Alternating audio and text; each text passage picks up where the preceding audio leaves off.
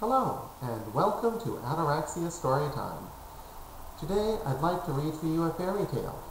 It's a traditional Russian story called The Death of Koschei the Deathless. Now, I know it seems like I've just ruined the ending, but trust me, by the time we get to that point, you won't even see it coming. Once upon a time, there was a young prince named Ivan. Ivan's kingdom was very happy, but also very poor. As his father the king lay dying, he pulled Ivan aside and said to him, "Ivan, my son, when the time comes for your three beautiful sisters to get married, don't go holding out for a big dowry. Instead, just let them marry the first man they choose." "Yes," said Ivan. Because you see, Ivan understood about love. Love is the most important thing in the world. Now, Ivan also understood that marrying the village butcher would give the girls a better chance in life than sticking around in their empty and decrepit castle. The family had already sold off most of their treasure to pay for the doctor. The gold was gone, the silver, the zinc.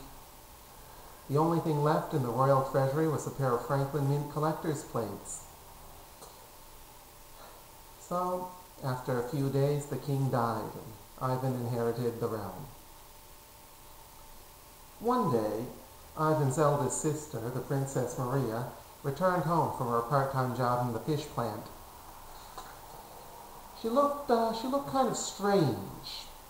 On her left shoulder, there was sitting this big kind of fluffy eagle, just sitting there. And on her face had the widest smile, like this. And she looked so happy, and she came into the castle, and she ran up the stairs, and she went to find Ivan. And she said, "Ivan, my brother, I'm so happy. I've met someone, and I want to marry him." Now Ivan, he was thrilled. He was so happy for his sister. He said, "Oh, Maria, who is the lucky man?" And the eagle on her shoulder said, "Hey." Now, most people would find this kind of strange. But what does Ivan do? Does he look at the eagle and say, do you have a job? Like that? Or, does he try to, just discreetly mention to his sister, "Your fiancé doesn't have a penis," like that? No, Ivan does not do that. Ivan, as I said, he understood about true love. So what he does, he says to his sister Maria, "By my authority as the king, I bless this wedding. And Mr. Eagle, sir, I welcome you into our family." That's the kind of prince Ivan was. A little while later, when his next sister came home with a raven, he wasn't even surprised anymore.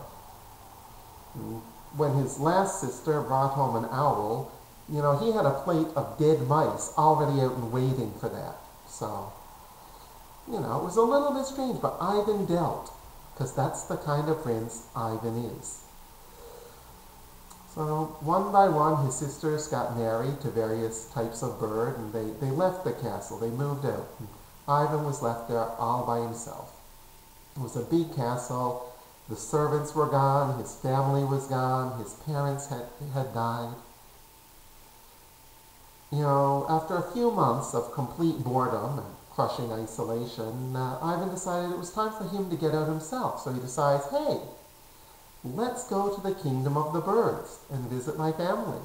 So that's what he did. He packed a lunch for himself, and he headed out to the kingdom of the birds. And it was pretty nice, Everybody was very happy to see him. They welcomed him into their home. And, they'd have these great feasts every night. And, his sister would be like, "Oh, would you like to try some more weasel?" And Ivan would be like, "Sure." The birds were happy to see him. Everyone.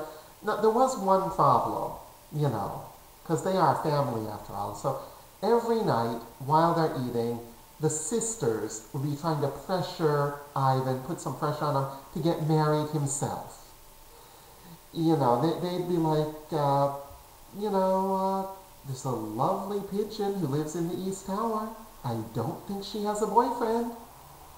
And Ivan would be like, no. It didn't work out like that. So eventually, even though they were having a great time and Ivan was eating hot food for the first time in months, Ivan decided he had to go back home, because he didn't want to get known as that brother. So he packed his bags and he packed another lunch and he went back to his home kingdom, lonely, depressed, hungry, and found it being invaded.